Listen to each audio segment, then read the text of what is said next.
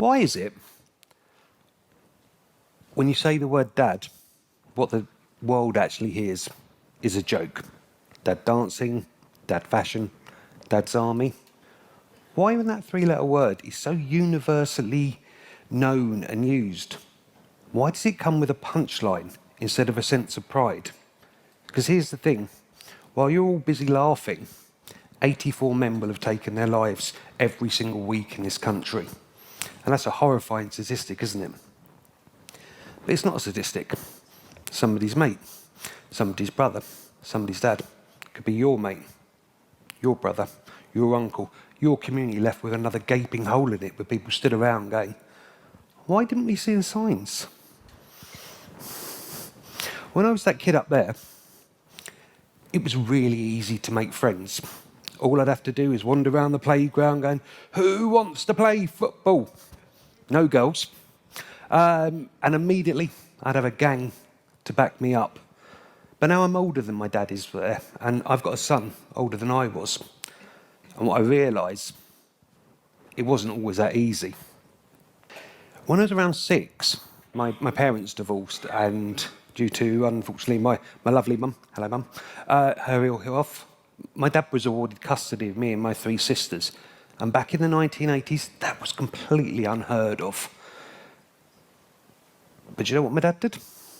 He worked full-time, he ran a business, he raised 4 kids. But not once did he actually talk about his feelings. I can see the world through very different eyes now. You know, I can see the loneliness that he must have felt. There was nobody popping round to saying, hey, how you doing? Or what's it like being the only dad on the playground? Or how do you manage getting 4 kids round Sainsbury's on a Saturday to do your big shop? But then, why would they? Men like my dad weren't built that way. You know, he was happy with a pint in one hand, talking about the football. Because, you know, we're blokes. We don't talk about feelings, do we? And if I'm honest, I think for a very, very long time, I inherited that. You know, it's much easier to make a joke than want to put your hand up and be vulnerable and ask for help.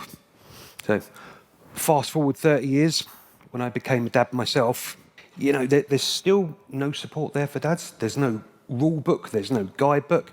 When I would take my son out, you know, strangers would come up and go, oh, you're a good boy for babysitting, aren't you? Go, yeah.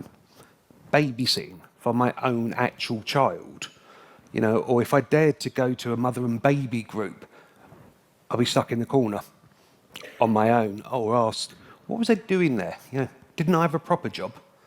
It made me really, really sad and really, really lonely.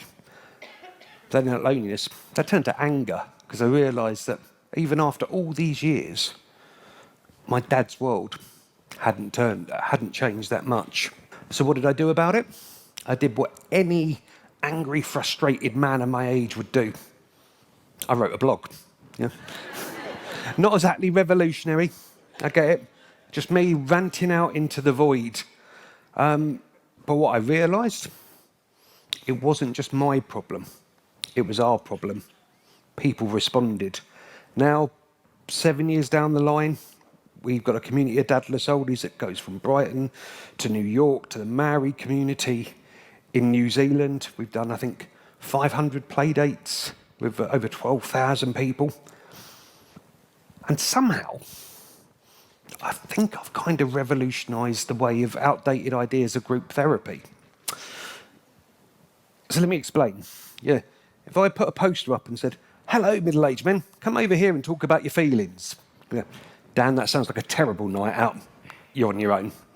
But if I say, come over here, let's learn some bushcraft, let's do a DJ workshop, or stand-up comedy, or sea swimming, or pub quizzing, they go, oh, we'll fancy that. So they come for the fun, but actually what they leave with is a ready-made support network. You know, as I mentioned, it's hard being a bloke sometimes. So you want to know that if you put your hand up and ask for help, people are going to hear you. You know, if you put that bat signal out into the world, you know people have got your back. Take a look at this photograph. Your first thought might be, wow, you know, that's a lot of happy dads and kids. And you'd be right. But I see my community. I see the dads that are happily married. I see the co-parents, the step-parents, the stay-at-home dads. I will see the dad who has missed another bedtime because he's got to work just to pay the bills and he feels so bloody guilty about it. I see the dad that's promised faithfully not to look at his work emails on that family holiday, but he's failed. I'll see the dad that spent over £100,000 fighting an outdated court system just to see his kids. Then I see the gay dad who's adopted and is constantly batting off, snide comments that his kids will suffer because they don't have a mum. I'll see the homeless dad living in temporary accommodation, that if Dad Lassalle doesn't exist, they've got nowhere to take their kids.